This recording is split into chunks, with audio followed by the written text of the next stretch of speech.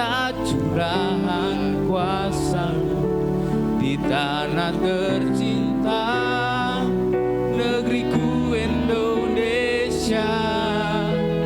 Ku berdoa Indonesia, penuh kemuliaan-Mu Indonesia, bagi kemuliaan ya Allah.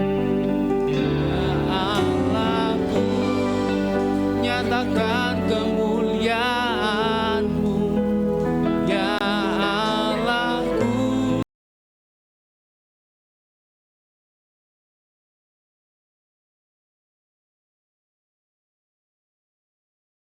Indonesia, ku berdoa Indonesia, penuh kemuliaan-Mu Indonesia, bagi kemuliaan-Mu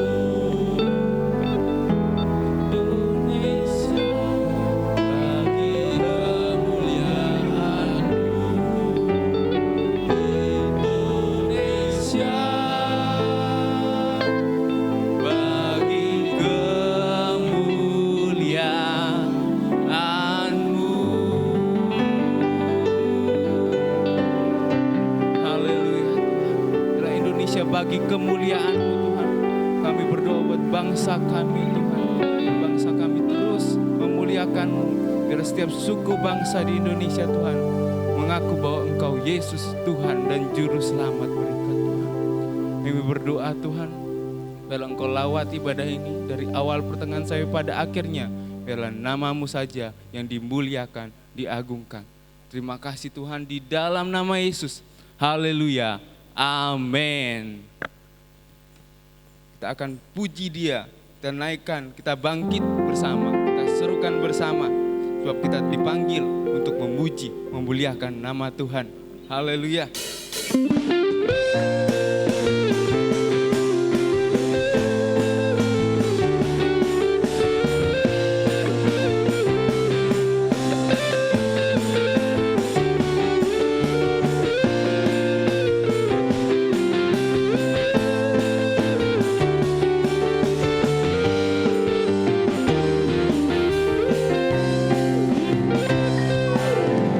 Mari kita semua umat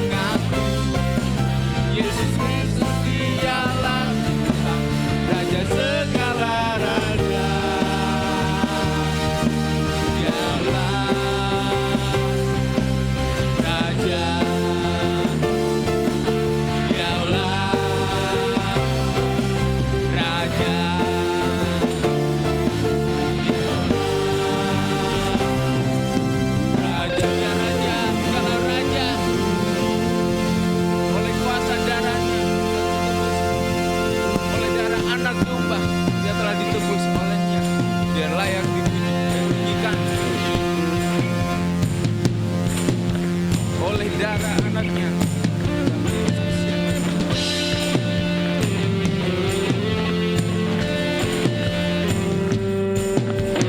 Darah anak domba, oleh kesaksian kita, oleh kesaksian kita, iblis dikalahkan, iblis dikalahkan, kuasanya dihancurkan oleh darah anak domba, oleh darah anak domba, darah anak domba, oleh kesaksian, oleh kesaksian kita, iblis dikalahkan, iblis dikalahkan, kuasanya dihancurkan oleh darah anak domba, oleh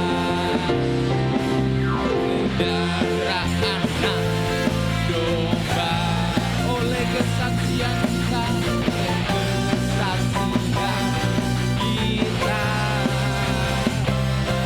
iblis dikalahkan, kuasanya dihancurkan oleh darah anak domba, iblis dikalahkan, iblis dikalahkan, kuasanya dihancurkan oleh darah anak domba, iblis dikalahkan, iblis dikalahkan, kuasanya dihancurkan oleh darah anak domba.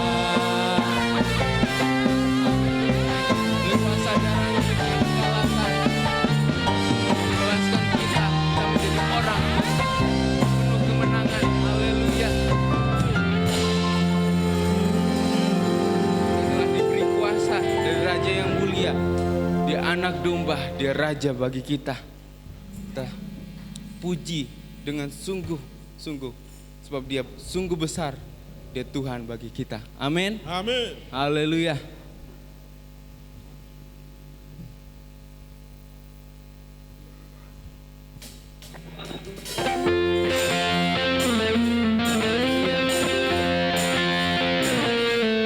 Kita telah diberi kuasa oleh Raja yang mulia untuk menaklukkan segala musuh.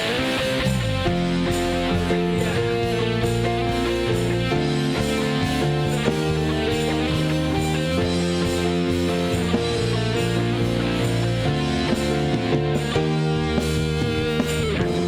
Diberi kuasa dari Raja mulia, menaklukkan musuh, menaklukkan musuh. Di bawah kaki pakai kuasa dari Raja mulia. Bila Allah ada bersamaku, siapa jadi lawanku? Diberi kuasa dari Raja mulia, menaklukkan musuh, menaklukkan musuh. Di bawah kakiku pakai kuasa dari Raja mulia. Bila Allah ada bersamaku, siapa jadi lawanku? Sungguh besar Kau Tuhan, Kau merisai hidupku. Berdiri dengan iman dalam Yesus Tuhan.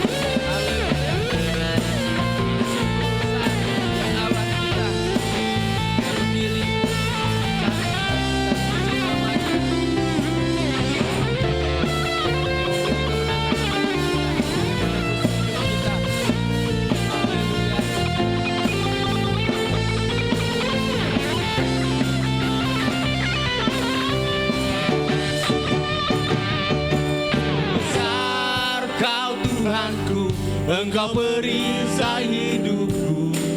Ku berdiri dengan iman, iman dalam Yesus Tuhan. Kau yang memberi kemenangan, ku bersorak merayakan. Terpujilah Engkau Raja segala raja. Engkau Tuhanku, Engkau perisai hidupku. Ku berdiri dengan iman, iman dalam Yesus Tuhan. Kau yang memberi kemenangan, ku bersorak merayakan. Terpujilah Engkau Raja segala raja. Engkau Tuhanku, Engkau perisai hidupku. Ku berdiri dengan iman, iman dalam Yesus Tuhan. Kau memberi kemenangan, ku bersorak merayakan. Terpujilah Engkau Raja segala raja.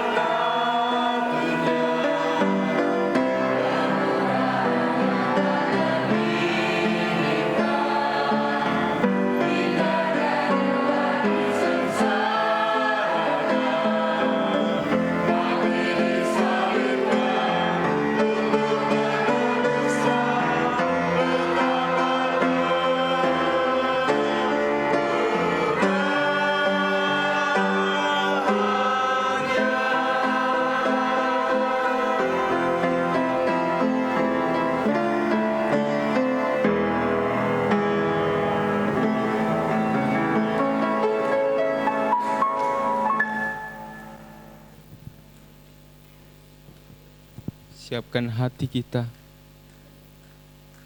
untuk mendengarkan firman Tuhan. Siapkan hati yang subur, hati yang siap untuk diberikan benih firman Tuhan. Kita mau bersekutu lebih lagi, lebih dalam lagi. Oh, yes, Tuhan.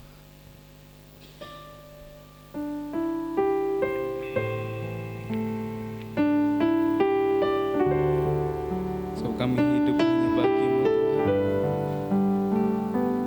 Tak mampu tanpa-Mu Tuhan. Kami mau menyembah-Mu Tuhan.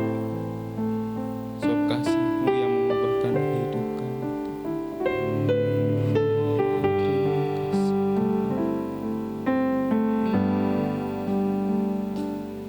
Yesus, Kau kebenaran yang menyelamatkanku. Kau memberikanku hidup dan pengharapan.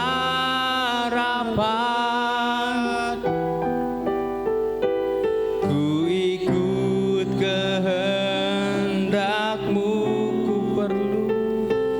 ku perlu anugerah-Mu. Ku nyatakan janjiku kepadamu, Yesus, Kau kebenaran. Yesus, Kau kebenaran yang menyelamatkanku. Kau memberikanku hidup dan pengharapan.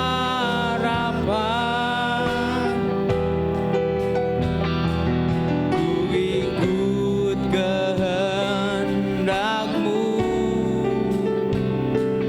ku perlu anugerah-Mu. Ku nyatakan janjiku kepadamu. Kalau ku hidup bagi-Mu Tuhan. Kalau ku hidup bagi-Mu. Hatiku tetap menyembah-Mu, tetap menyembah-Mu. Dunia tak bisa menjauhkanku dari kasih-Mu.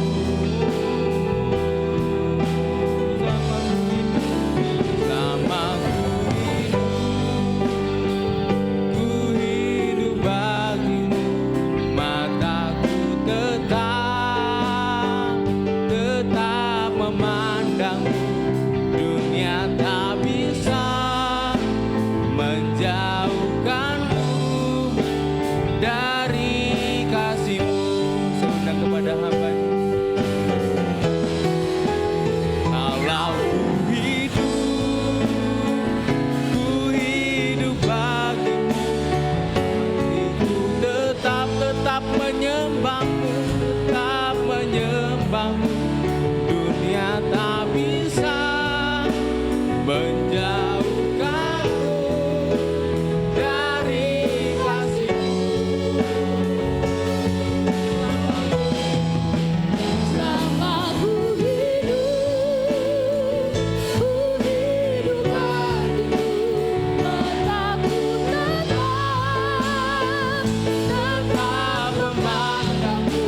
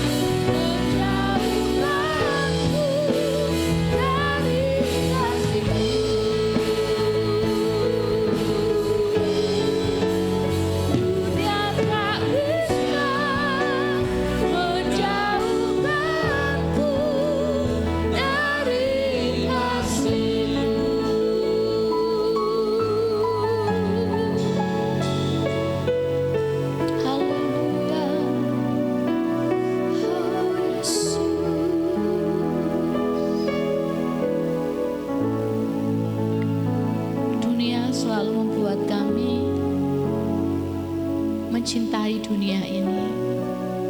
Dunia berusaha untuk menjauhkan kami dari Engkau Tuhan. Tapi kami tahu bahwa kasih-Mu lebih besar, sehingga membuat kami terus kembali kepadamu. Hari ini kami katakan bahwa tidak ada satupun yang dapat memisahkan kami dari kasih Tuhan. Engkau baik Tuhan. Hari ini sampai selamanya Engkau Tuhan yang baik. Tidak terbatas kasih kuasa-Mu dalam hidup kami. Tidak pernah terselami jalan-jalan-Mu atas setiap kami. Kami mempercayai firman-Mu, memegang teguh firman-Mu, supaya kami tetap bisa menikmati dan merasakan kasih setia-Mu dalam setiap hidup kami. Mari Tuhan, berbicaralah melalui hamba-Mu. Kami siap untuk mendengar, kami siap dididik, kami siap dinasihati, kami siap untuk diingatkan melalui firman Tuhan, supaya kami lebih lagi bertumbuh di dalam Engkau, semakin mengasihi Engkau, dan kami juga akan semakin melihat keajaiban-keajaiban-Mu dalam hidup kami. Penuhi hati kami dengan Roh-Mu, penuhi ruangan di mana kami ada dengan kuasa-Mu, supaya setiap firman yang kami dengar, itu boleh kami tangkap, kami terima baik-baik di dalam setiap hati kami. Terima kasih Yesus, ini doa kami. Kami siap mendengarkan firman-Mu. Haleluya. Amin. Puji Tuhan, silakan duduk. Oh, tadi belum berdiri ya. Beberapa di belakang berdiri tadi ya. Ya, puji nama Tuhan. Shalom. Shalom. Haleluya. Cuacanya dari beberapa hari yang lalu itu sumuk ya saudara ya. Kalau kita keluar pas jam 10, jam 11, waduh ya membara begitu ya. Tapi bersyukur kita semua dalam keadaan yang sehat, dapat dipertemukan kembali di tempat ini bersama memuji menyembah Tuhan dan mendengarkan firman Tuhan.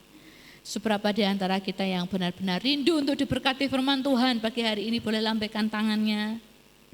Puji nama Tuhan, karena firman Tuhan hanya dapat bisa bertumbuh saat kita merindukannya. Kalau kita cuma mendengar, tapi tanpa haus, tanpa lapar, ya akan berlalu begitu saja. Saat pulang, ya tidak tahu dapat apa, begitu ya. Kalau anak PAUD, biasanya daya mereka untuk menerima pengajaran itu mentok itu 15 menit. Ya. Saya berharap kita semuanya lebih dari itu. Amin. Walaupun saya sering melihat kadang 10 menit pertama sudah pada yang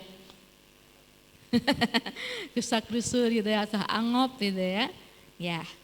Tapi saya berdoa apapun kondisi kita hari ini, mungkin ada yang tidak enak badan, datang ke gereja, tapi bisa menerima firman Tuhan dengan baik dari awal sampai akhir. Puji nama Tuhan. Bapak Ibu Saudaraku yang dikasihi Tuhan Yesus, kalau kemarin flyer sudah dibagikan, kalau Bapak Ibu sudah melihat, apa yang akan saya sampaikan hari ini yaitu mengenai bekal. Ya, sibuk menyiapkan bekal. Apa yang terlintas dalam pikiran kita saat kita berbicara bekal?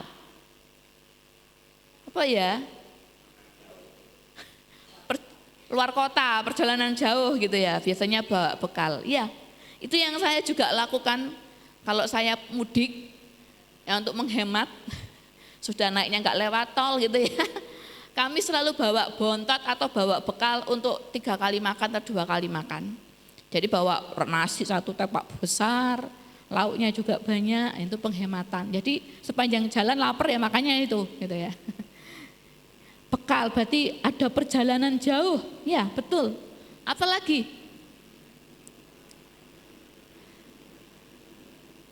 biasanya kalau bawa bekal itu ribet enggak Bapak Ibu? Ribet. Mempersiapkan bekal itu sesuatu yang ribet, ada keriuhan gitu. Jadi tiap kali saya berbicara soal bekal, itu saya sudah heboh sendiri. Karena ternyata menyiapkan bekal itu tidak sesuatu yang mudah. Kalau saya lihat orang tua yang masih punya anak TK, SD bahkan, setiap pagi masih mempersiapkan bekal buat anak-anaknya. Makanya mereka bilang kalau punya anak kecil rasanya seperti sekolah lagi. Bangunnya malah justru lebih pagi daripada anaknya. Karena harus nyiapin bekal. Kalau mamanya kesiangan, ya sudah. Tapi kalau mama itu saya percaya ya. Bukan karena saya mama gitu ya. Tapi memang kreatifnya itu loh, sacet-sacet gitu ya. Walaupun bangunnya kesiangan tetap anak tetap bawa bekal. Ya, kalau saya lihat story-nya Bu Yeni itu. Hari ini kesiangan, tapi bekalnya juga masih lengkap gitu ya. Ada buahnya, ada nasinya, ada makanan. Bilangnya kesiangan gitu ya. Tapi masih bisa nyiapin anaknya, 3 masih lengkap. Ya Bapak Ibu saudaraku yang dikasih Tuhan, menyiapkan bekal itu gampang-gampang susah. Tergantung bekalnya apa. Untuk perjalanan jauh misalnya, maka akan butuh lebih banyak. Kalau kita akan melewati hal-hal yang mungkin agak ekstrim, kita akan menyiapkan beberapa bekal yang juga lumayan ribet.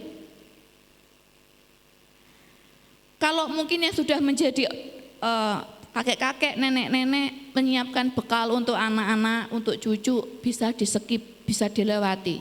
Itu tanggung jawabnya orang tua. Anak-anak muda masih punya pekerjaan untuk menyiapkan bekal. Seringkali orang tua bilang begini, sekolah sing bener ya, karena sekolah itu bekal untuk masa depanmu. Berarti anak-anak muda masih harus bergiat, anak-anak muda harus terus berjuang. Kalau yang masih sekolah, katanya sekolah itu bekal masa depan, katanya. Kemudian kalau sudah tua, sudah dewasa, biasanya dituntut harus berhikmat dalam menggunakan uang, bijaksana mengurusi finansialnya karena untuk persiapan atau bekal hari tua. Supaya nanti hari tuanya enak, punya tabungan. Ayo investasi ABC supaya nanti tidak kesusahan. Ya enggak salah. Enggak salah. Asalkan tidak sepanjang hidupnya hanya memikirkan bekal itu. Ya. Kemudian kalau orang sudah lansia, ya kemarin saya besuk ke rumah jemaat, tiba-tiba nitip ya untuk 3 orang bayar uang kematian. Ya, biasanya kalau udah lansia apa yang disiapkan? Bekal untuk mati. Bener ya? Kalau orang-orang di luar sana bekalnya apa? Ayo, wis tuwek, akeh berbuat baik. Akeh berbuat amal kanggo bekale nek dipanggil Tuhan. Ternyata kita mulai dari kecil sampai dewasa bahkan sampai lansia dituntut untuk selalu menyiapkan bekal. Kayaknya tiada hari tanpa bekal. Ternyata menyiapkan bekal itu bukan hanya sebuah rutinitas atau sebuah kebiasaan, tetapi sesuatu yang harus dikerjakan dengan konsisten dan penuh komitmen. Supaya bekal yang disiapkan tadi itu benar-benar berguna di waktu yang tepat. Seperti sekolah anak-anak muda tadi. Ketika dilakukan dengan konsisten, dengan penuh komitmen, belajar yang sungguh-sungguh, memang tidak ada yang sia-sia. Itu bisa menjadi bekal untuk masa depan. Ketika mungkin kita benar-benar bisa mengatur keuangan kita, di hari tua memang kita bisa hidup lebih santai. Karena kita sudah menyiapkan jauh-jauh hari. Tidak ada yang salah dengan itu. Kemudian yang sudah lansia, tinggal menghitung waktu aja kapan Tuhan panggil saya. Saya harus memperbanyak dekat dengan Tuhan. Menghidupi firman Tuhan. Ya enggak yang salah. Karena memang saat kita dipanggil Tuhan nanti, Tuhan enggak tanyakan nanti berapa tabungan kita. Tuhan enggak tanyakan berapa deposito kita ya. Tuhan hanya pertanyakan, ada iman enggak? Ada percaya enggak sama aku? Gimana hidupmu? Itu yang Tuhan tanya. Jadi bekal ini bukan sebuah hanya kebiasaan saja, tapi ada konsistensi, ada komitmen di dalamnya. Hari ini saudara sedang di fase yang mana? Menyiapkan bekal yang mana? Saudara sedang sibuk menyiapkan untuk hari tua saudara, dalam artian menyiapkan uang. Kaki jadi kepala, kepala jadi kaki, cari duit. Anda di fase sibuk yang mana? Ngurusi anak, sampai kadang lupa waktu ibadah. Anda di fase yang mana nih? Sekolah. Saking keweden sama sekolah. Tidak apa-apa kan ya, nggak ikut acara gereja. Lebih takut dengan sekolah. Apalagi sekarang sekolah-sekolah yang di negeri itu, ya mohon maaf, memang berusaha untuk membuat anak-anak kita, anak-anak Kristen ini tidak beribadah. Apalagi nanti nih, tanggal 17 pas di hari Minggu. Jelas ini seperti anak-anak kita yang sekolah di negeri, tidak bakal bisa ke gereja, wajib ikut upacara. Kalau ini, iya oke, hari besar, setahun sekali, ini memang hari yang spesial, hari kemerdekaan, tidak apa-apa. Tapi ada hari-hari yang lain, yang dulu-dulunya tidak dirayakan, tiba-tiba dirayakan dengan upacara hari Minggu. Seperti kayak kemarin saya dengar hari apa itu? Hari Ibu apa hari Kartini gitu ya. Hari Ibu saudara. Hari Ibu di zaman saya dulu, saya juga sekolah di negeri saudara. Ya hanya dirayakan begitu saja, paling sampai rumah kalau zaman SD suruh ngasih bunga ke ibu atau gimana gitu ya. Ini harus datang ke sekolah hari Minggu upacara saudara. Memperingati apa? Hari Ibu. Ini anak-anak kita yang di negeri ini memang benar-benar lagi dibuat sedemikian rupa. Enggak tahu ini. Memang menguji iman anak-anak kita begitu ya. Makanya saya bilang dari sekolah Minggu itu jangan main-main kalau kita mendidik mengajar mereka. Supaya iman mereka itu kuat. Karena dunia itu enggak baik sama anak-anak Tuhan. Ada tuh ayatnya banyak. Memang dunia itu membenci kita. Berusaha menjauhkan kita dari Tuhan. Mulai dari enggak ada waktu untuk ibadah. Enggak bisa, dipaksa, diwajibkan untuk mengikuti kegiatan yang lain. Jadi sebenarnya itu bukan sesuatu hal yang baru. Firman Tuhan sudah mengingatkan saya dan saudara, memang dunia membenci kita. Saya selalu bilang sama anak-anak itu, udah sing sabar, enggak apa-apa. Yang penting hatimu sama Tuhan itu tetap nempel terus. Mau dibuat kayak apapun sama dunia ini, tidak akan bisa memisahkan kamu dari kasih Tuhan. Ya tapi memang kadang kita sangat disayangkan ya.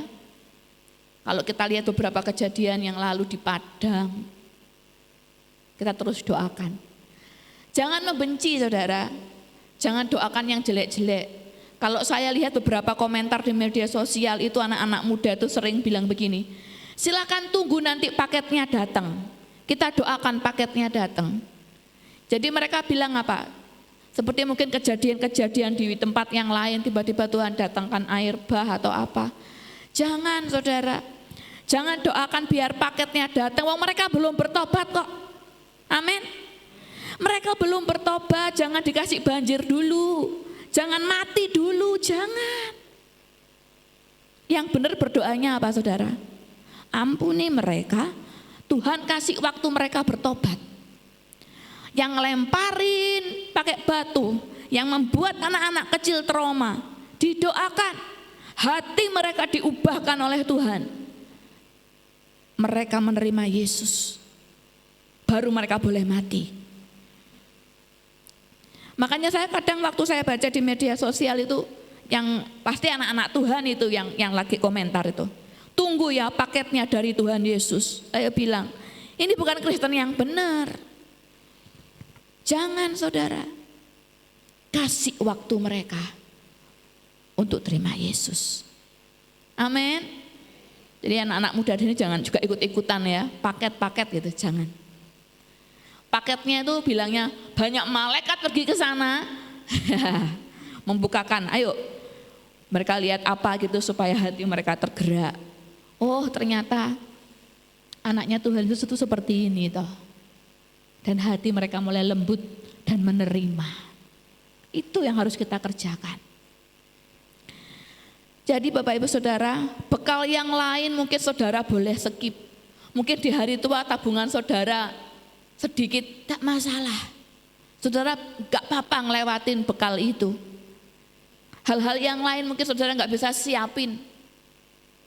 Tetapi ada satu bekal yang saudara harus sibuk mulai saat ini, yang tidak boleh saudara tawar-menawar lagi. Apa itu? Sibuk menyiapkan bekal hidup di akhir dari akhir zaman. Amin. Kita ini sudah hidup di akhir dari akhir zaman.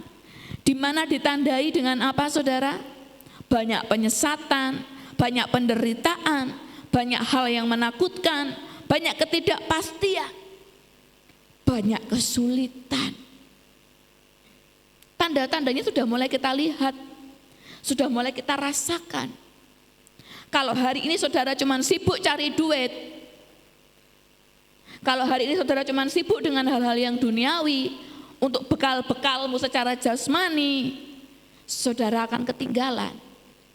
Tapi mulai hari ini, saudara dan saya harus mulai sibuk mempersiapkan diri kita, menyiapkan bekal menghadapi hari-hari yang terakhir yang lebih parah. Haleluya. Ini bukan waktunya kita santai, saudara. Apa yang telah terjadi di dunia saat ini? Kemarin perangnya masih jauh di mana? Israel dengan itu ya. Tapi sekarang udah mulai dekat di Asia. Di mana saudara? Vietnam. Dan apa? Wah, dekat loh itu saudara. Sama-sama ASEAN. Ini tanda saudara. Dunia sedang tidak baik-baik saja dan nanti tidak semakin baik. Karena firman Tuhan harus digenapi. Dunia tidak akan semakin baik. Dan ini tidak bisa di-skip, dilewati oleh setiap kita anak Tuhan yang masih hidup. Ya puji Tuhan kalau saudara berdoa, saya terus berdoa. Saya nanti rapture. Apa itu saudara? Pengangkatan. Jadi saya enggak ngelewatin itu. Saya berdoa, mempersiapkan diri, saya pengennya diangkat sama Tuhan hidup-hidup. Jadi saya enggak ngerasa kesulitan yang lebih besar. Ya doa setiap kita semuanya sama saudara. Tapi kalau yang terjadi berbeda bagaimana? Kalau masa yang lebih sukar terjadi dan kita belum pengangkatan ternyata tidak diangkat sama Tuhan gimana? Kalau kita tidak sibuk menyiapkan bekal saat ini, saudara akan bingung. Jadi siapkan bekal mulai saat ini saudara. Kita baca Alkitabnya. Gambaran keparahan apa yang akan terjadi di akhir-akhir zaman ini. Daniel 12 ayat 1 sampai 3. Daniel pasal yang ke-12 ayat 1 sampai 3. Demikian bunyi firman Tuhan.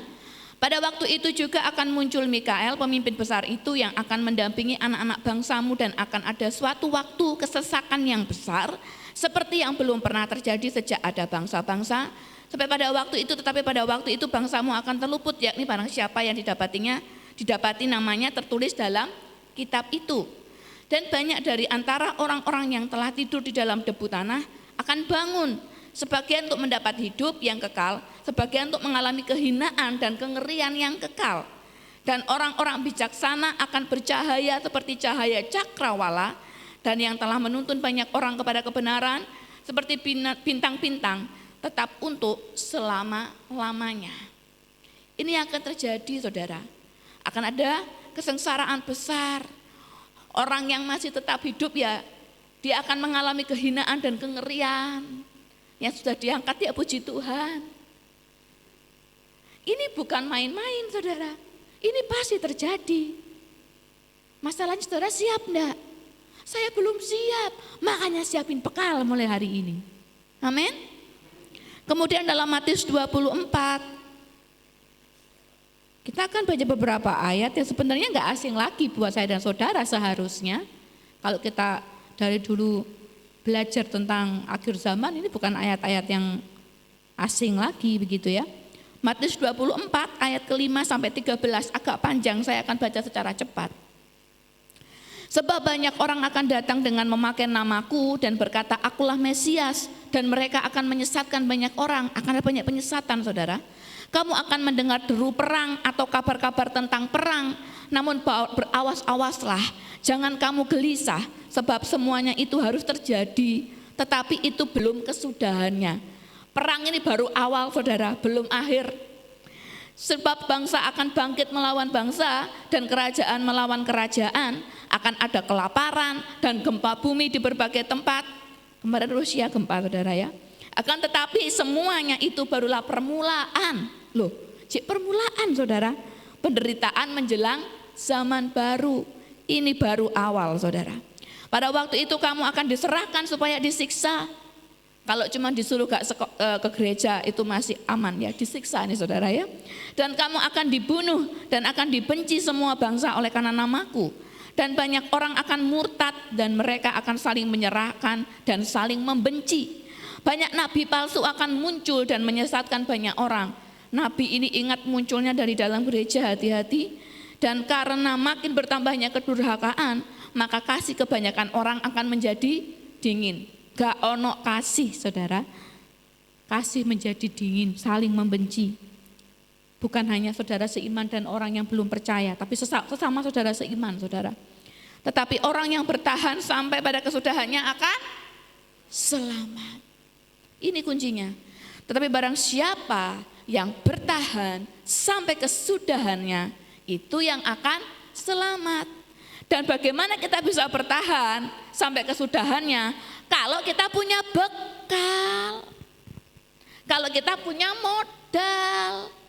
Kalau kita nggak punya bekal, belum sampai ke tempat tujuan, belum sampai semuanya berakhir, kita sudah berakhir duluan. Hari ini firman Tuhannya kok tentang akhir zaman toh, kok ngeri toh. Padahal aku pengennya dengarnya yang berkat loh, pengennya dengarnya yang mujizat loh, yang kasih karunia loh. Karena ini bukan waktunya kita hanya mengejar berkat Tuhan. Amin. Ini waktunya kita benar-benar mempersiapkan diri kita. Kejadian-kejadian yang ditulis dalam Alkitab ini akan terjadi saudara, pasti. Jadi jangan kita menghadapi hidup ini sekarang dengan ala kadarnya begitu. Satu lagi 2 Timotius 3. 2 Timotius 3 ayat 1 sampai 5. Banyak banget toh ayatnya hari ini. Iya, lumayan banyak. 2 Timotius 3 ayat 1 sampai 5. Ketahuilah bahwa pada hari-hari terakhir akan datang masa yang sukar, manusia akan mencintai dirinya sendiri. Banyak orang egois. Makanya jangan heran sekarang ini ya. Dan menjadi hamba uang. Nah ini bisa egois, hamba uang lagi ya. Mereka akan membual dan menyombongkan diri. Mereka akan menjadi pemfitnah. Mereka akan berontak terhadap orang tua dan tidak tahu berterima kasih, tidak mempedulikan agama, tidak tahu mengasihi, tidak mau berdamai, suka menjelekkan orang, tidak dapat mengekang diri, garang, tidak suka yang baik, suka mengkhianat, tidak berpikir panjang, berlagak tahu, lebih menuruti hawa nafsu daripada menuruti Allah. Secara lahiriah mereka menjalankan ibadah mereka, tetapi pada hakikatnya mereka memungkiri kekuatannya. Jauhilah mereka itu. Nah, ini kata-kata yang unik di ayat yang ke-5 bagian terakhir dikatakan jauhilah mereka itu. Lah pertanyaannya sekarang ini kita bagian dari mereka yang harus dijauhi atau kita yang harus menjauh? Hanya kita yang dapat menjawab pertanyaan ini pribadi secara pribadi. Kita ini bilangan orang-orang yang harus dijauhi atau kita yang harus menjauh? Kita sendiri yang bisa mengoreksi diri kita masing-masing. Apakah kita termasuk di dalamnya? Memfitnah, membohong, cinta uang, pembual, suka berkhianat, tidak pikir panjang, berlagak tahu, menuruti hawa nafsu lebih daripada menuruti Allah. Ketika saya baca ayat ini, yang terakhir tadi jauhilah mereka itu, saya ganti untuk saya sendiri saudara. Nini, jauhilah dari semua perbuatan itu. Jadi bukan jauhilah mereka itu. Karena saya sendiri tidak yakin apakah saya juga termasuk bilangan orang yang sudah harus pantasnya menjauh. Atau saya sendiri tanpa sadar saya sering bisa melakukan ini. Apalagi sombong, itu suatu hal yang sering kita lakukan tanpa kita sadari. Betul? Sombong itu sepertinya sudah hal yang biasa sih. kayaknya nggak berdosa banget, semua orang juga pernah sombong, semua orang bisa sombong, berhak sombong, tapi ternyata menyombongkan diri itu adalah sesuatu hal yang tidak diinginkan oleh Tuhan, saudara. Dan kesombongan itu kadang kita nggak sadar, kita itu sombong. Yang nilai siapa? Orang lain di sekitar kita. Makanya di ayat terakhir itu saya bilang, bukan jauhilah mereka itu, tapi saya berdoa, jauhkanlah saya dari perbuatan itu. Ini adalah hal-hal yang harus kita kerjakan mulai saat ini sebagai bekal kita, supaya kita nanti pada akhir zaman tidak terseret dengan caranya dunia, tapi kita bisa terselamatkan karena kita memiliki kehidupan yang sesuai dengan kehendak Tuhan, saudara. Karena orang yang demikian yang disebutkan dalam Alkitab tadi tidak akan mampu bertahan melewati kesukaran. Orang-orang yang egois itu kayaknya gini, saudara. Saya tuh menggambarkannya seperti ini.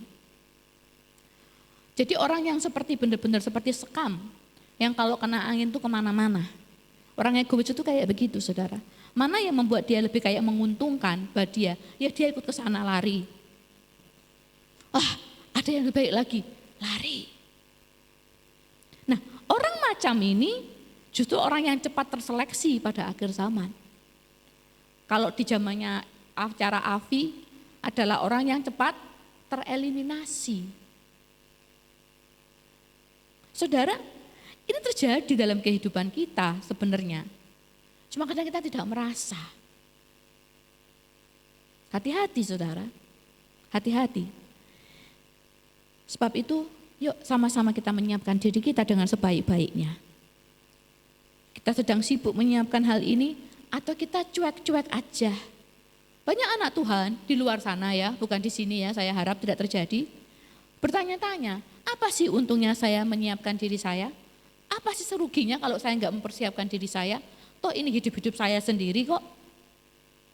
Toh ini adalah hidup-hidup saya. Saya nggak merugikan orang lain. Memang, mungkin hidupmu tidak merugikan orang lain, tidak menyakiti orang lain. Satu kata, saudara, kalau kita tetap cuek dengan hal ini, ada kerugian yang sudah menanti kita pada akhirnya. Engkau tidak merugikan orang lain, tapi engkau sendiri yang akan rugi saat waktu itu tiba. Ya, cuek itu berarti tidak peduli, tidak ada persiapan, tidak ada kesiapan. Dan ketidaksiapan itu membuat kegagalan, membuat kerugian, membuat stres, dan membuat kecemasan. Dan tentunya hal tersebut tidak akan mampu kita bertahan saat masa kesukaran tiba.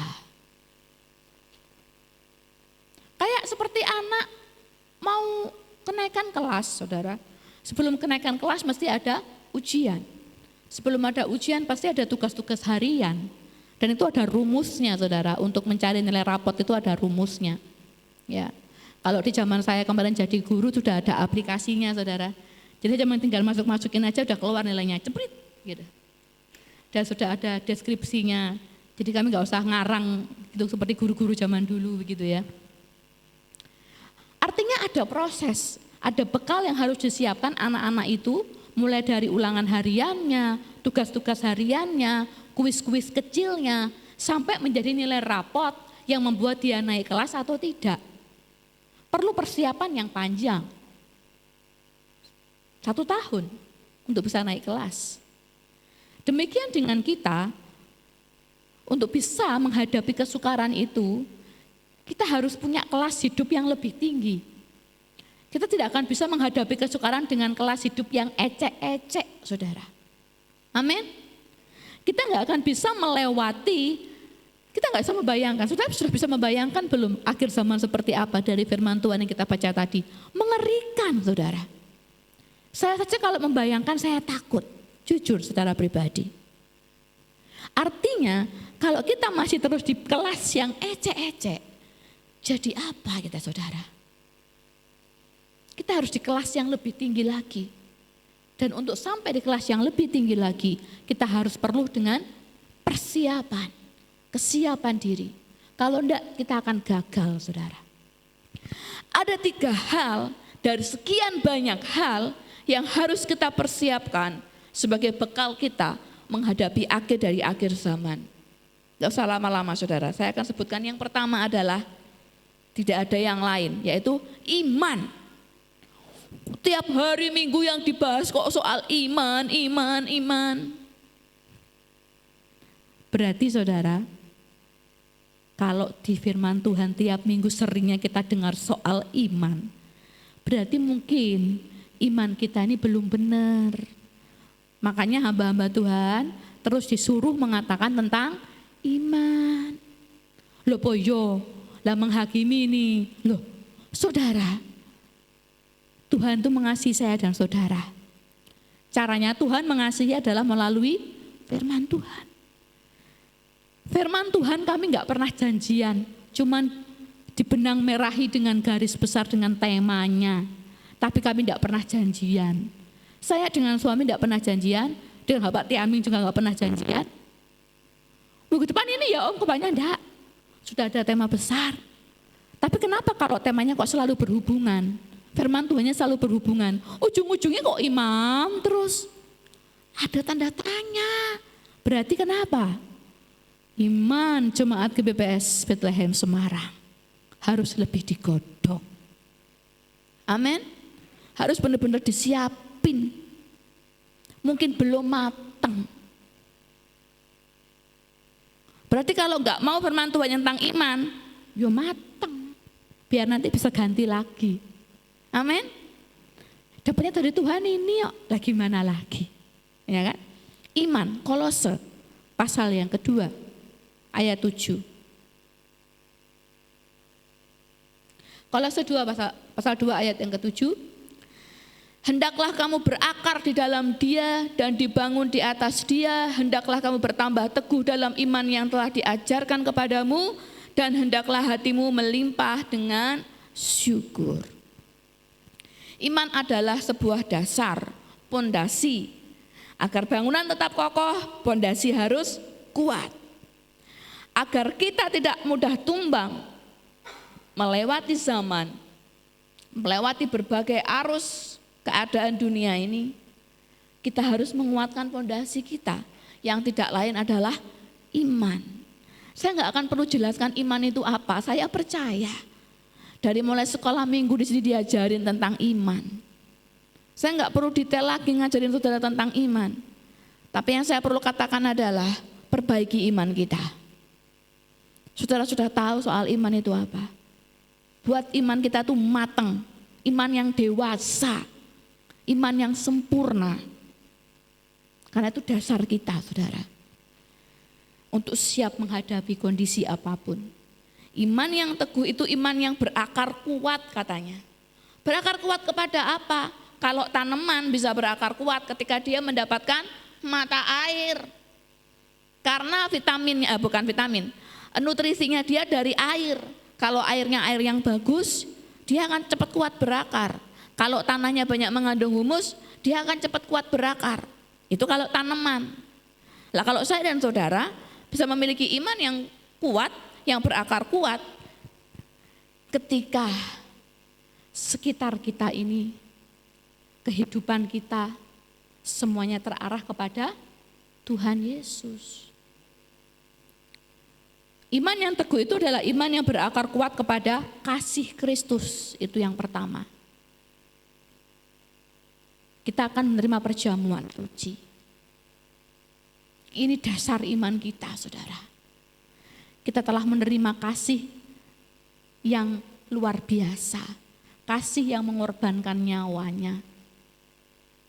Setiap kali kita mengingat kasihnya melalui perjamuan suci, disitulah seharusnya iman kita semakin bertambah. Bukan sehabis mengikuti perjamuan suci, pulang dari sini ada masalah, goyah. Dan akhirnya memutuskan satu keputusan yang salah untuk kehidupan. Seharusnya setiap kali saudara ambil bagian dalam perjamuan suci, iman saudara semakin dikuatkan. Ada amin? Bukan malah sebaliknya. Tiap bulan mengikuti perjamuan suci, tapi hidupnya tambah kendor. Bukan. Dasar iman kita tuh ini, saudara. Pengorbanan Tuhan Yesus. Iman yang berakar kepada kasih Kristus melalui pengorbanannya. Berakar kepada kuasa Kristus. Berakar pada karya penyelamatan Kristus.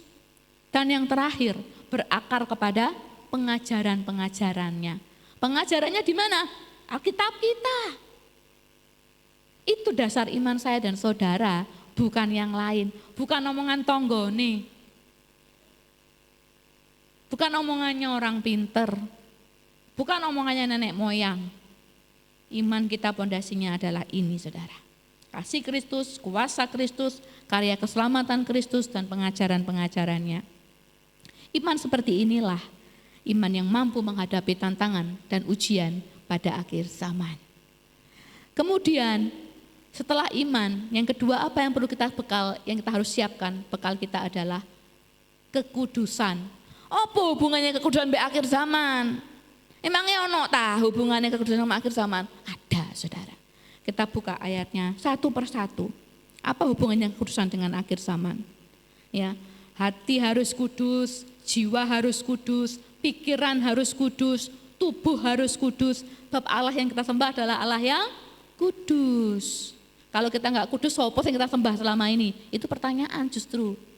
Kalau kita nggak mampu membawa kekudusan hati kita, jiwa kita, pikiran kita, tubuh kita, nah selama ini yang kita sembah, role model kita itu siapa? Yang jelas berarti bukan Tuhan Yesus. Balik ke ayat yang tadi, kalau kita masih egois, sombong, pengkhianat dan sebagainya tadi loh, di dalam apa tadi itu, 2 Timotius tadi itu, berarti selama ini yang kita sembah, role model kita itu siapa? Haleluya. Dijawab masing-masing. Tubuh itu berarti apa? Segala yang ada dalam tubuh kita, termasuk perkataan kita, jari-jari kita, kalau main di media sosial, harus kudus. 2 Timotius 2, ayat yang ke-20 sampai 21.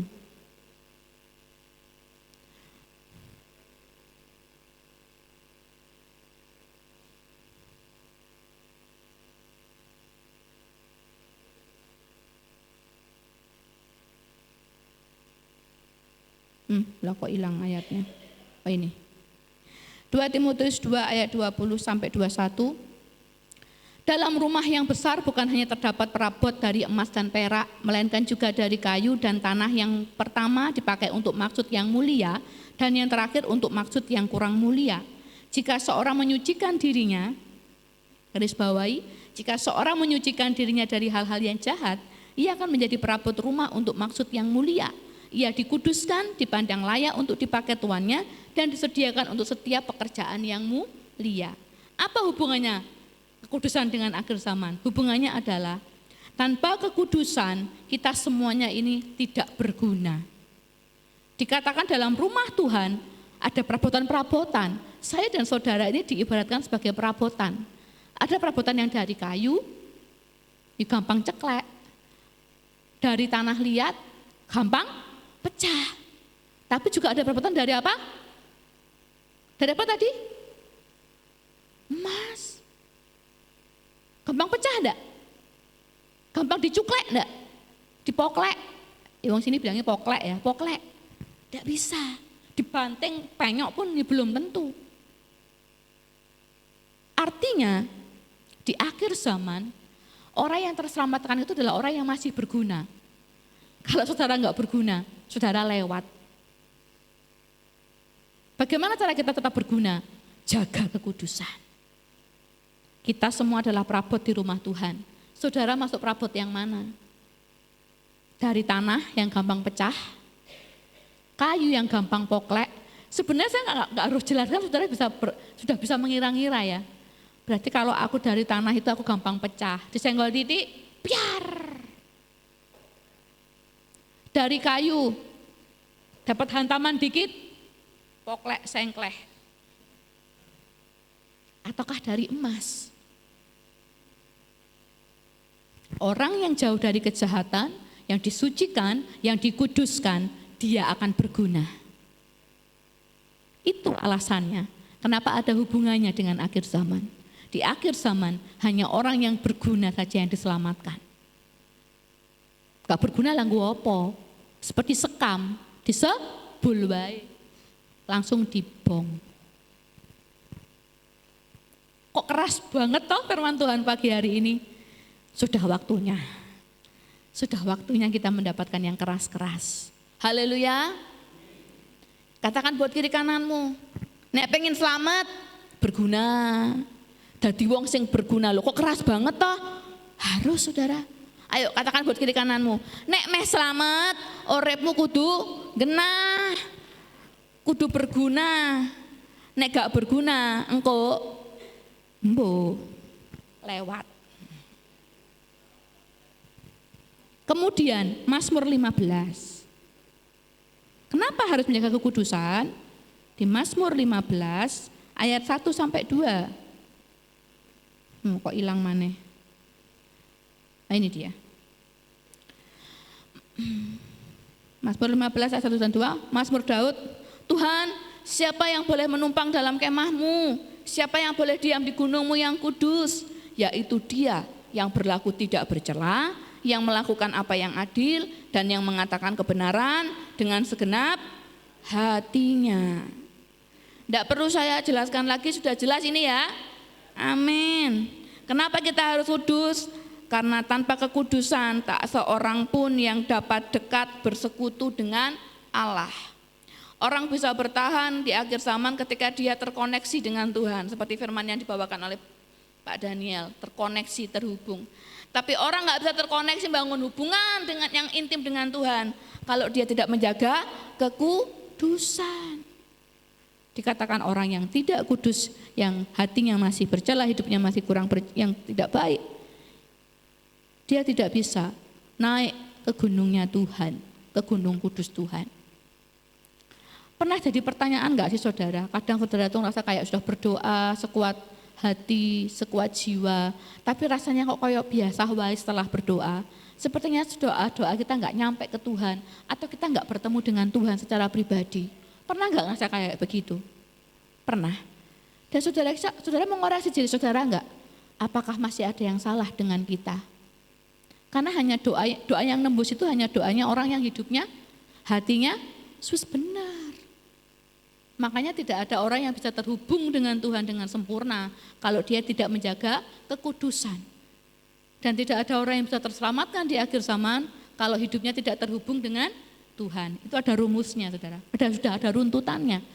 Jadi saudara nggak bisa skip, saudara nggak bisa lewati, saudara nggak bisa tawar-menawar. Saudara nggak bisa cari jalan pintas untuk ke situ, nggak bisa. Seperti renungan komsel yang saya kasih kepada anak-anak muda beberapa waktu yang lalu. Waktu di rumahnya saudara Andri itu. Masih ada yang ingat judul khotbah saya enggak waktu itu? Ketua remajanya di para ketok. Wow, silau men. Ya, apa kemarin judulnya? Pakai bahasa Inggris ya? Aduh, bahasa Indonesianya aja. Skip.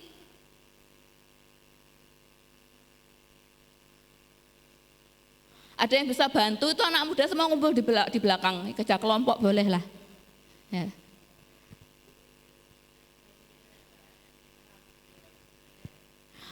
Kalau enggak tak tanya Tante Lan loh, nanti malah malu kalau Tante Lan bisa jawab loh. Apa itu? Skip, shortcut, opo, alah bahasa Indonesia wae lah. Melewati, jalan pintas, atau terus. Jadi orang Kristen itu kadang kita pilihannya itu loh saudara.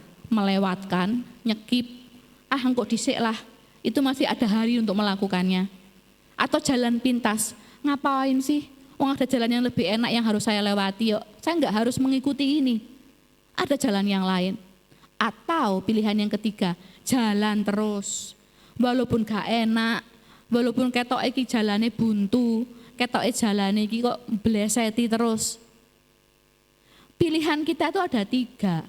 Saudara mau lewati yang mana? Mau pilih yang mana?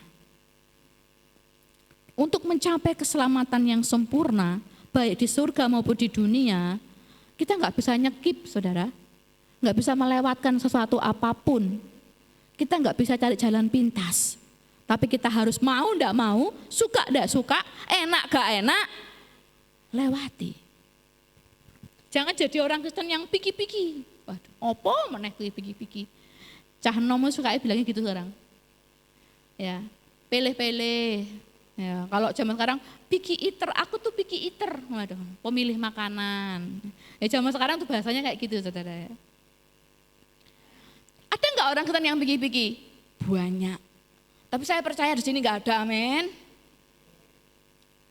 Sing iso tak lewati, sing iso tak lakokno ya tak lakokno. Sing aku gak iso dan aku emoh, terserah aku lah. Orang Kristen seperti itu tuh ya piki-piki tadi itu, saudara. Apakah dia nanti yang bisa menghadapi kehidupan di akhir zaman? Susah nek modelane kaya ngono, saudara. Yang terakhir, kenapa harus menjaga kekudusan? Ibrani 12 ayat 14. Yuk, kurang dikit lagi, saudara. Habis ini selesai.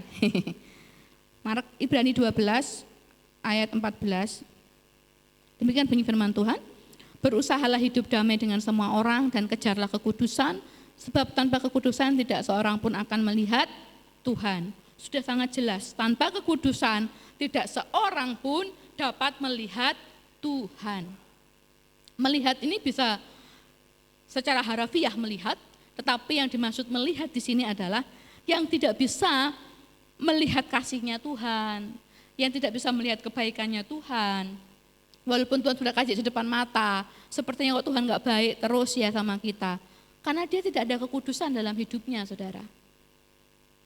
Tidak bisa melihat Tuhan itu tidak bisa melihat rencana-rencana yang baik yang Tuhan sudah sediakan. Tuhan itu baik apa jahat tuh, saudara? Saudara, gitu ya.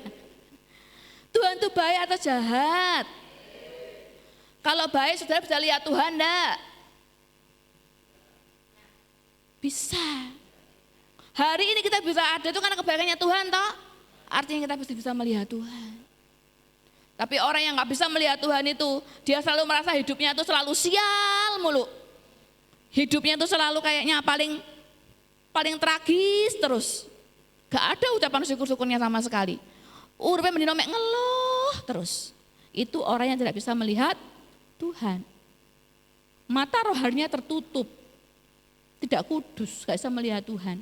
Tertutup dengan masalahnya, tertutup dengan dosa-dosanya. Saudara, itu kenapa kita harus menjaga kekudusan. Tadi iman, menjaga kekudusan. Yang ketiga adalah sikap penuh dengan kewaspadaan. Ayat terakhir yang harus kita baca hari ini.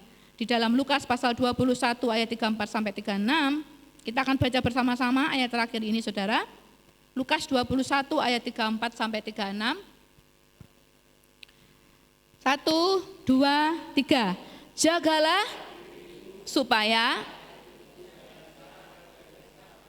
dan kemabukan serta dan supaya hari Tuhan sebab ia akan menimpa semua penduduk bumi ini. Berjaga-jagalah senantiasa sambil berdoa supaya kamu beroleh kekuatan untuk luput dari semua yang akan terjadi itu, dan supaya kamu tahan berdiri di hadapan Anak Manusia. Kenapa kita harus berwaspada? Waspadalah, waspadalah. Waspada terus di dalam doa kita. Waspada terus terhubung, terkoneksi dengan Tuhan. Karena hari itu tiba seperti pencuri, seperti jerat yang menjerat mangsanya, membuat terkejut semua orang. Jadi harus waspada. Nek gak yo kaget. Nah, saudara, kalau orang kaget mesti panik, betul? Tapi kalau orang berwaspada tidak, saudara. Kenapa kita berwaspada? Ada 4 alasannya. Supaya menurut tadi ayat 34 sampai 36 tadi ya, ada 4. Pertama, supaya kita tidak menjadi jerat atau kita tidak masuk jebakan.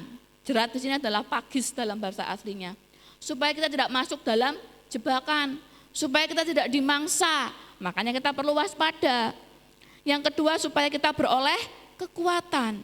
Ketiga, supaya kita bisa luput atau selamat, dan supaya tahan berdiri di hadapan anak manusia, supaya kita bisa berlayak dia berdiri di hadapan anak manusia. Kalau saudara nggak waspada mulai hari ini, menyiapkan bekal mulai hari ini, seperti saya bilang, orang kaget itu mesti panik. Datangnya itu nggak ada yang tahu, kejadian-kejadian apa itu nggak ada yang tahu, nggak ada woro-woro hari ini akan atau besok akan gempa, bersiap-siaplah. Besok akan terjadi ini, perang, bersiap-siaplah. Orang perang itu biasanya kayak kemarin, bom aja itu nggak ada woro-woro, tiba-tiba masuk aja ke rumah sakit, tiba aja masuk ke gedung-gedung. Nggak ada tanda-tanda, saudara. Gempa di Rusia apakah ada tanda-tanda? Tidak, langsung aja bertunduk gempa. Kalau kita nggak menyiapkan kita akan terjebak dalam kepanikan dunia ini. Kita nggak akan punya kekuatan untuk menghadapinya. Dan akhirnya kita nggak bisa luput atau kita nggak bisa selamat. Dan akhirnya kita nggak akan punya kelayakan untuk berdiri di hadapan Tuhan. Sangat disesali sekali kalau itu terjadi. Saya sebagai hamba Tuhan sudah mengingatkan kita semuanya. Semua hamba-hamba Tuhan di tempat ini sudah menyiapkan saudara sedemikian rupa. Pilihan ada di tangan saudara. Saudara memilih di posisi yang mana. Menyiapkan dirimu, menyibukkan dirimu dengan menyiapkan bekalmu, atau menyiapkan bekal-bekal yang lain. Terserah, semua di tangan kita. Tapi saya sudah menyampaikan semuanya, apa yang akan terjadi, apa yang harus kita siapkan. Berbahagialah setiap kita sudah mendengar firman Tuhan dan yang melakukannya. Puji Tuhan, silakan bangkit berdiri bersama-sama, kita akan naikkan pujian yang terakhir tadi, refnya saja. Bila kalau ku hidup, ku hidup. Kita pujikan dari refnya saja. Kita akan nyanyikan pujian ini berulang-ulang, saudara. Sampai telinga kita sendiri mendengar. Dan itu menjadi sebuah komitmen kita untuk kita hari ini mulai memperbaiki diri kita masing-masing. Apapun keadaan kita hari-hari ini, saudara yang tahu. Tidak ada penghakiman di sini hari ini. Yang ada hanyalah kasih Tuhan yang ingin menasihati saudara, mendidik saudara, mengingatkan saudara.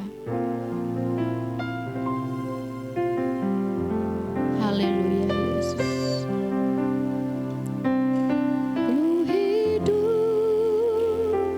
Ku hidup bagimu, hatiku tetap menyembahmu. Dunia tak bisa menjauhkanku dari kasih-Mu.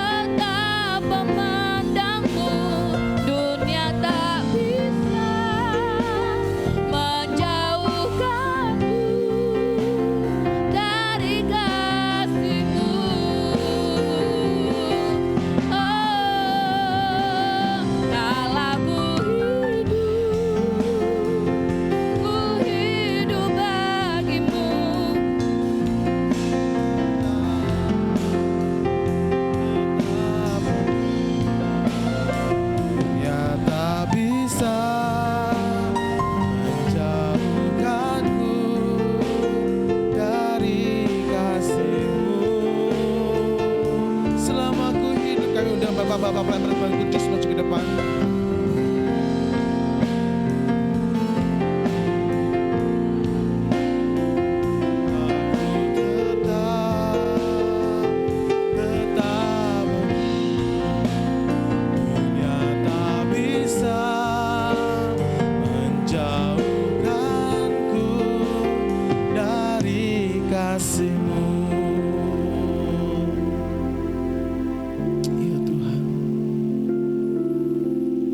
Jangan biarkan dunia ini memikat kami menjauh dari kasih-Mu Tuhan. Engkau yang melawas setiap kami semua umat-Mu di tempat ini ya Bapa. Untuk kami boleh mempersiapkan hidup kami, kami mempersiapkan hati kami, mempersiapkan bekal kami, yaitu iman kami semakin bertumbuh. Kami mau hidup dalam kekudusan, dan kami mau hidup dalam kewaspadaan senantiasa Tuhan. Sehingga saat Engkau datang, Engkau dapati kami tetap setia di hadapan-Mu Tuhan. Terima kasih Tuhan Yesus buat firman-Mu yang boleh mengingatkan kami. Dan sebentar kami akan bersama-sama menerima perjamuan kudus-Mu. Tuhan kuduskan, sucikan kami, layakkan kami. Baik kami yang akan melayani maupun kami akan menerima. Sehingga tubuh dan darah Kristus boleh senantiasa ada dalam hidup kami. Dan kami boleh menjadi pelaku-pelaku firman-Mu. Hidup kami dibaharui dari hari ke hari. Terima kasih Tuhan Yesus, kami ucap syukur. Kami akan sambut perjamuan kudus pada pagi hari ini. Di dalam nama Tuhan Yesus kami sudah berdoa. Haleluya. Amin. Kalau ku hidup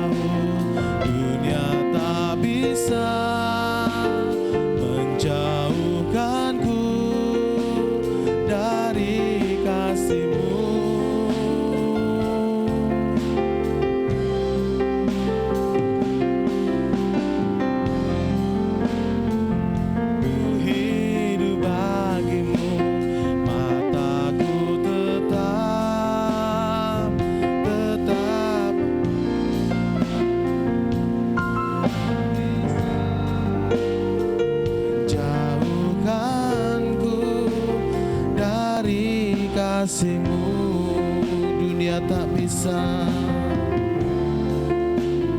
dunia tak bisa.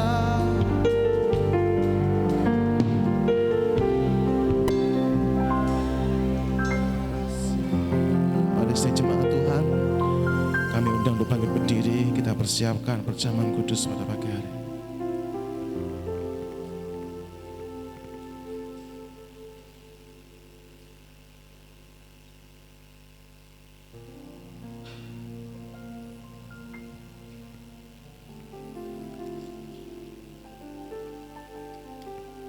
Dengan tangan kanan kita pegang roti, dan dengan tangan kiri kita pegang cawan anggur. Kita dekatkan dengan dada kita. Saya akan membacakan ayat firman Tuhan. Maka kata Yesus pada mereka, Aku berkata kepadamu, sesungguhnya jikalau kamu tidak makan daging anak manusia dan minum darahnya, kamu tidak mempunyai hidup di dalam dirimu.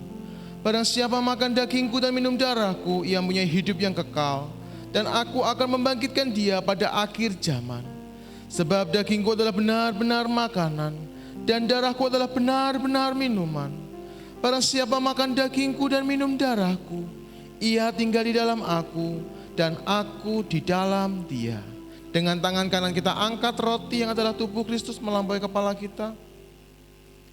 Sebab apa yang telah kuteruskan padamu telah aku terima dari Tuhan, yaitu bahwa Tuhan Yesus pada malam waktu ia diserahkan mengambil roti, dan sesudah itu ia mengucap syukur atasnya, ia memecah-mecahkannya dan berkata, inilah tubuhku yang diserahkan bagi kamu, perbuatlah ini menjadi peringatan akan aku. Bukankah roti yang kita pecah-pecahkan adalah persekutuan dengan tubuh Kristus? Dalam nama Tuhan Yesus kita sama-sama menikmatinya, silakan.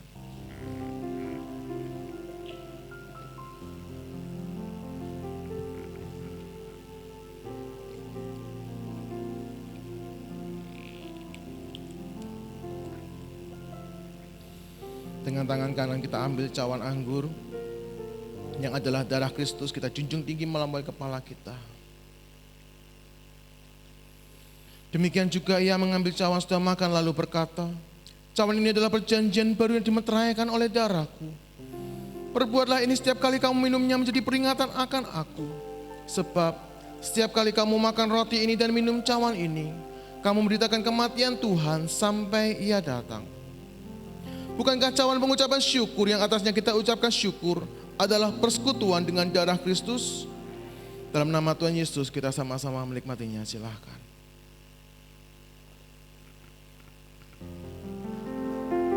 Haleluya Yesus. Mari kita naikkan ucapan syukur kita di hadapan Tuhan. Haleluya Yesus. Terima kasih Tuhan, kami bersyukur buat kasih setiamu. Kami bersyukur buat pengorbananmu Tuhan. Haleluya Yesus. Kau sungguh mengasihi kami Tuhan.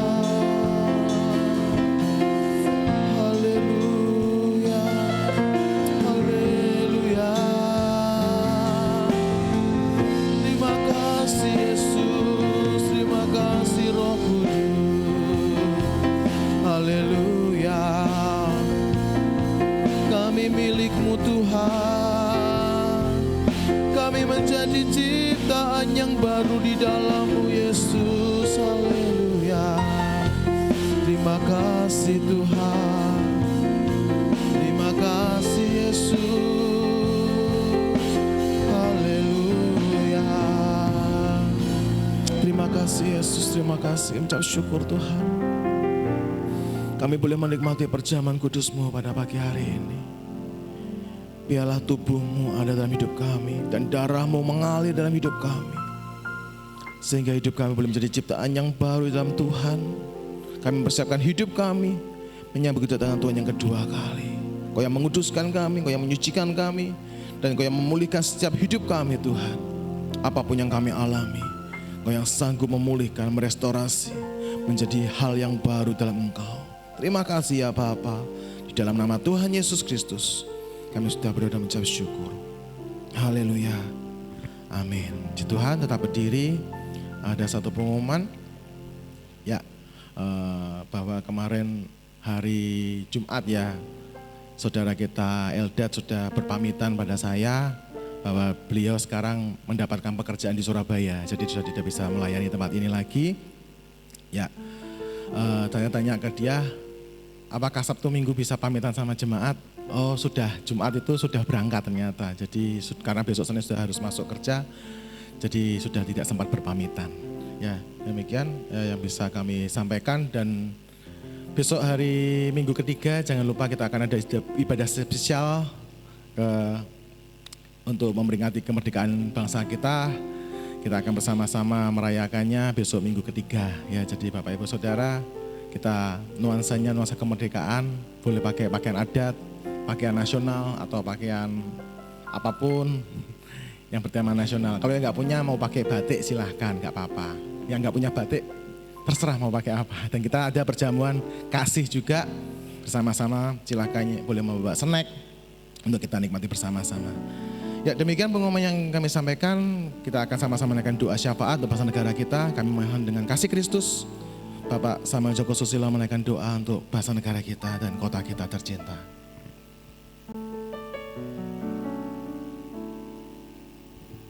Haleluya. Bapa kami dalam surga yang mulia, kami ucap syukur. Terima kasih padamu, firman yang begitu luar biasa yang boleh kami terima untuk bekal kami mempersiapkan diri dengan sungguh-sungguh hidup di dalam kekudusan, tidak sembrono lagi Tuhan. Pagi ini Tuhan, oleh kasih dan kemurahan-Mu dengan segenap jemaat-Mu di Petemesan ini Tuhan, kami berdoa buat bangsa dan negara kami tercinta Indonesia. Mari Tuhan berkati bangsa kami dari Sabang sampai Merauke Tuhan. Cukup sandang, pangan dan papan, gemah, ripah, loh jinawi memenuhi seluruh bangsa ini Tuhan. Kami berdoa Tuhan, kalau ada kota-kota yang saat ini bergejolak oleh karena penolakan akan ibadah gereja-Mu, Tuhan ampuni mereka Tuhan, karena mereka tidak tahu apa yang mereka perbuat. Kami dengan segenap anak-anak-Mu di tempat ini berdoa buat kebaikan mereka Tuhan. Biarlah mereka bertobat menerima Engkau menjadi juru selamatnya Tuhan, sebelum menjelang kedatangan-Mu Tuhan. Terima kasih Bapa. Kami juga menyerahkan Bapak Presiden kami, Bapak Prabowo Subianto dalam tangan-Mu. Mari Tuhan berdoa, kami berdoa kiranya Tuhan kiranya beliau memimpin bangsa ini dengan adil dan bijaksana. Roh takut akan Tuhan menyertai beliau Tuhan. Dengan demikian membawa bangsa ini lebih akrab lagi dengan Tuhan, lebih dekat lagi dengan Tuhan. Terima kasih Tuhan, kami bersyukur dan kami berdoa kiranya pemerintahan yang ada tetap akan mempermudah perizinan gereja-Mu yang ada di mana-mana Tuhan. Terima kasih Tuhan. Demikian juga kami menyerahkan Bapak Panglima TNI Polri ke dalam tangan-Mu, memimpin dari segi keamanan, dari segi ketahanan bangsa ini dengan adil dan bijaksana. Berkati Tuhan Bapak Gubernur, Wali Kota, Bupati, Camat, Lurah, sampai tingkat RW daerah Tuhan, berkati luar biasa Tuhan. Kami juga menyerahkan kota kami tercinta Semarang ini Tuhan. Kami berdoa buat Ibu Wali Kota kiranya memimpin kota ini dengan bijaksana Tuhan. Terus memimpin ini, membawa kota ini dengan kota yang menjadi kota yang toleransi, menjadi contoh bagi kota-kota yang di seluruh Indonesia Tuhan. Secara khusus kami menyerahkan gereja ini dalam tangan-Mu. Mari Tuhan berkati Ibu Gembala senior kami Tuhan. Berkati dan di usianya lanjut Tuhan, berikan kekuatan kesehatan, menjadi pendoa syafaat bagi kami Tuhan, supaya kami terus kuat melayani Tuhan. Demikian juga kami menyerahkan Bapak Gembala kami, Bapak Daniel beserta istrinya dalam tangan-Mu. Mari Tuhan berikan kekuatan, kesehatan, visi misi yang baru, memimpin gereja ini Tuhan berdasarkan roh takut akan tangan Tuhan, menyertai beliau berdua Tuhan. Kami berdoa Tuhan buat kampung Petemesan, Tuhan berkati. Artinya gereja ini berdampak bagi kampung ini Tuhan. Tuhan berkati tetangga kami kanan, kiri, muka belakang, Tuhan berkati semuanya Tuhan. Kami ucap syukur Tuhan dan kami berdoa demi nama Tuhan kami, Tuhan Yesus Kristus. Haleluya. Amin. Terima kasih Tuhan Yesus, kami ucap syukur Tuhan sampai ibadah kami dari awal sampai selesainya. Mengurapi berkati hamba-Mu semelayani pada pagi hari Tuhan. Tuhan mau pakai kami Tuhan, sehingga hidup kami sedang berkenan dan menyenangkan hati Tuhan. Kami boleh jadi berkat buat sedang jemaat-Mu tempat ini ya Bapak. Juga kami semua sedang jemaat-Mu sudah hadir Tuhan. Kau yang melawat setiap kehidupan kami. Apa menjadi pergumulan kami masing-masing Tuhan. Baik dalam studi kami, dalam usaha kami, pekerjaan kami, rumah tangga kami, pelayanan kami Tuhan. Kami serahkan semua dalam tangan-Mu Tuhan. Kau yang pimpin setiap kehidupan kami, sehingga kami boleh menikmati janji-janji Tuhan dalam hidup kami ya Bapa. Juga berkati dalam setiap pergumulan kami, baik pergumulan tentang kesehatan kami, pergumulan ekonomi maupun apapun Tuhan yang kami alami. Tuhan, kami yakin percaya bahwa dalam Tuhan ada jalan keluar. Tuhan yang akan menyelesaikan semuanya dengan cara-Mu yang ajaib Tuhan. Untuk kami boleh senantiasa terhubung dengan Engkau, kami senantiasa menantikan Engkau dalam kehidupan kami ya Bapa. Terima kasih Tuhan Yesus. Kami ucap syukur Tuhan, dan juga kami akan memberikan persembahan. Tuhan yang memberkati setiap tangan-tangan yang memberikan, baik itu persembahan perpuluhan, persembahan syukur maupun kolektor Tuhan. Biarlah Tuhan yang akan membalas berlipat kali ganda dalam setiap kehidupan umat-Mu ya Tuhan. Terima kasih Tuhan Yesus, dan setelah itu kami akan pulang. Tuhan sertai diri kami dan bersama-sama dengan selamat. Pertemukan kami minggu depan Tuhan, untuk kami boleh bersama-sama datang beribadah kepada-Mu ya Bapa. Dan sebelum kami pulang, kami akan memohon berkat daripada-Mu. Kiranya Tuhan berkati engkau dan melindungi engkau. Kiranya Tuhan menyinari engkau dengan wajah-Nya dan berikan engkau kasih karunia-Nya. Kiranya Tuhan menghadapkan wajah-Nya kepadamu dan berikan engkau damai sejahtera-Nya. Dan kiranya damai sejahtera Allah Bapa, cinta kasih sayang oleh Tuhan Yesus Kristus, serta persekutuan Roh Kudusnya akan menyertai kita mulai pagi ini sampai Maranatha atau yang kedua. Kita bersama-sama nyongsong dalam awan-awan yang permai, dan selamanya kita akan tinggal bersama dengan Tuhan Yesus menikmati surga yang mulia. Di dalam nama Tuhan Yesus Kristus kami sudah berdoa dan mengucap syukur. Haleluya. Amin. Shalom, shalom, damai Allah turun ke atasmu sekarang. Shalom, shalom, damai Allah sekarang dan selamanya. Seperti sungai yang mengalir lembut gemercik, seperti burung merpati damai surgawi. Shalom, shalom, diberkatilah kau sekarang. Berkat atas nama Bapa, Anak, Roh Kudus. Amin. Selamat pulang, Tuhan berkati kita semuanya.